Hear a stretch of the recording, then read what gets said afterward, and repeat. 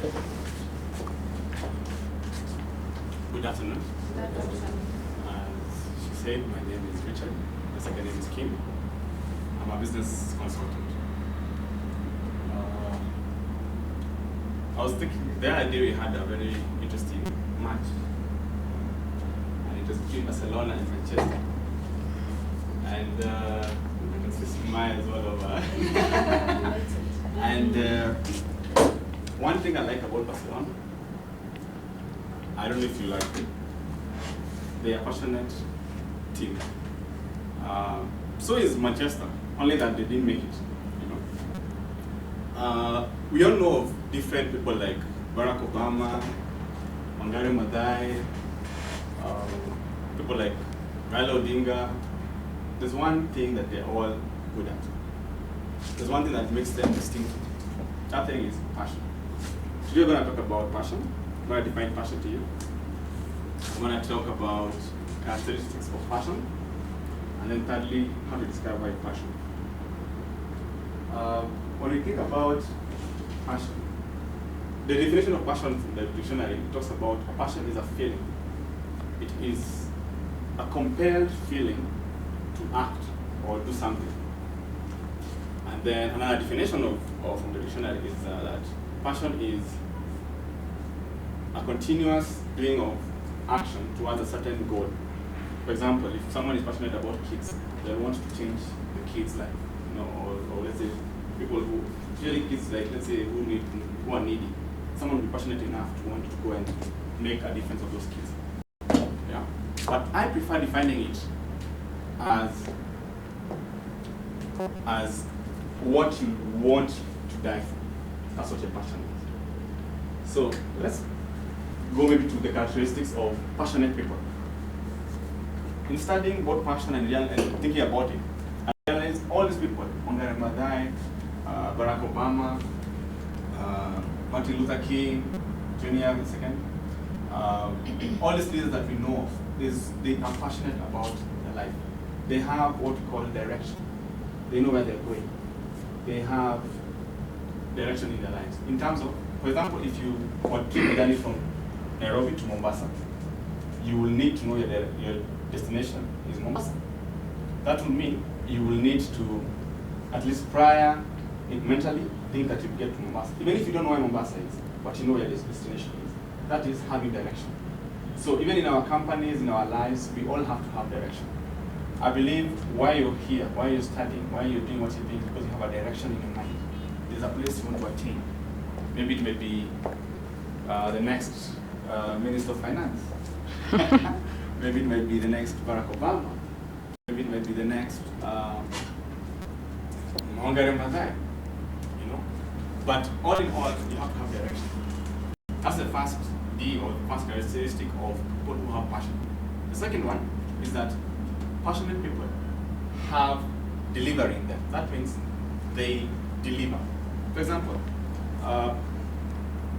we know Obama to have been very prime because he managed to be the first black president, that's one, and he was preaching change. As much as the Americans right now, they are very anti his policies and all that, he was ready to take up the change. His message was change. He was willing to die for that change. He did so many sacrifices, rallied so many people, talked to many people, and negotiated his life to make that change. So he had to be a person of what he does. He had to be a person of action. That's what I'm saying. A person who has passion is a person who has delivery in them, who does. A good leader will always be the one who will step out and take the risk. Yeah. So that's the kind of person I'm talking about. That's the kind of person we're talking about when we're talking about delivery. They deliver. They give you the words, yes. They not only say it, but they do it. The third thing, which is the characteristic of passionate people, is determination. For all these people, a good case in point would be Nelson Mandela. If he ever gave up when he went to prison, or before he was caught up and he's arrested, he wouldn't have freedom. He wouldn't be celebrated as he is now. He was passionate about freedom. He wanted to go and get freedom. Martin Luther King, in his statements, would say, I have a dream. And the dream was to get freedom. The dream was to be, to come out from the apartheid they had, the black and the white racism they had. That is what made them unique. They were determined. They were determined to be passionate people. They were determined to go over the board. They were determined to risk their lives. They were determined to be ridiculed and all that. Coming back home to Kenya, Wangari, the environmentalist, we all know her story. She was very battered. At the time she was battered, because of her thriving for, standing up for the trees and planting the trees and saying people need to plant trees. Of course, we can relate to that she was beaten because of that, because of her passion. She was passionate enough. She's not willing to let go of what she wanted to do.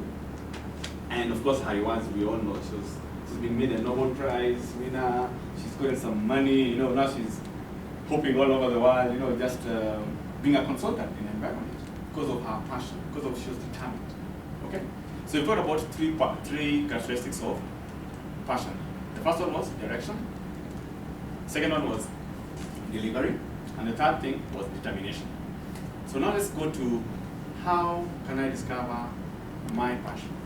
Or how can I discover your passion? I'll take it from a different angle. I'll ask you questions that you can write down, if you can, that will help you think about your passion. What drives you? What makes you wake up early in the morning and come to class and come on a Saturday and go to work? This bigger, I realized with all these leaders and these passionate people, they have to be a driving them. One question you can ask about yourself is, what do you love doing? Simply that.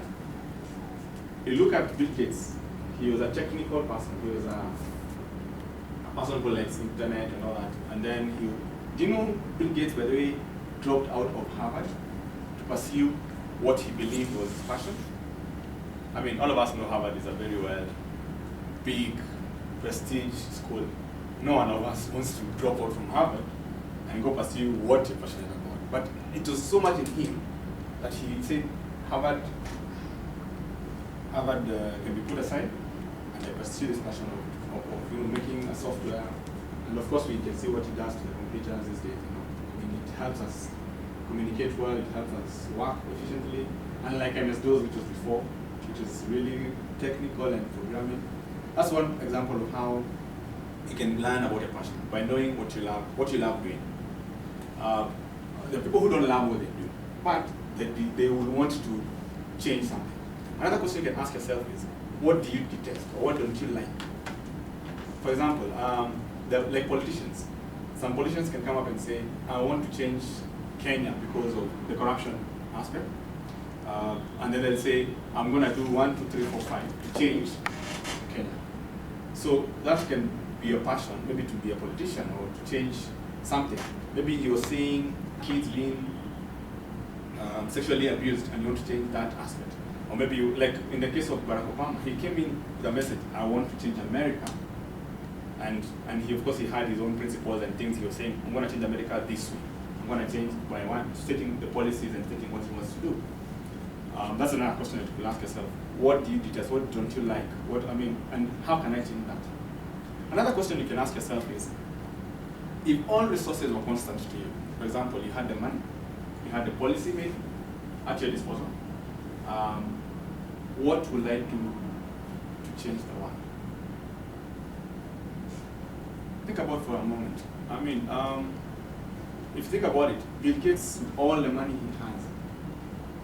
he has worked so hard, he's become this big person, he's done all these things, and you hear he's doing a foundation.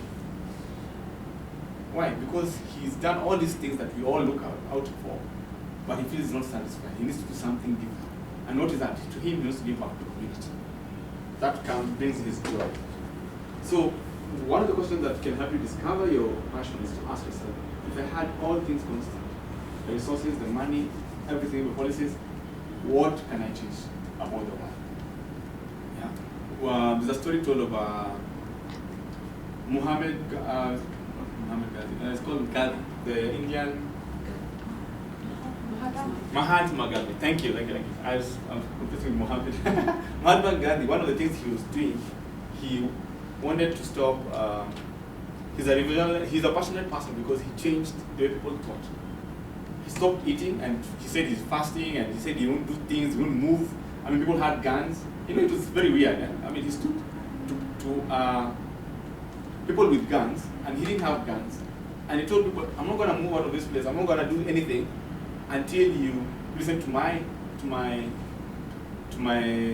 demands, you know.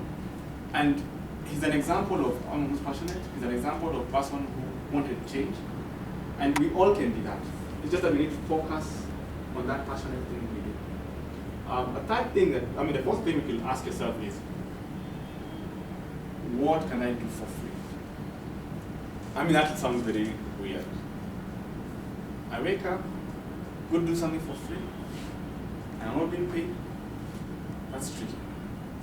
But if it fulfills you, it makes you happy.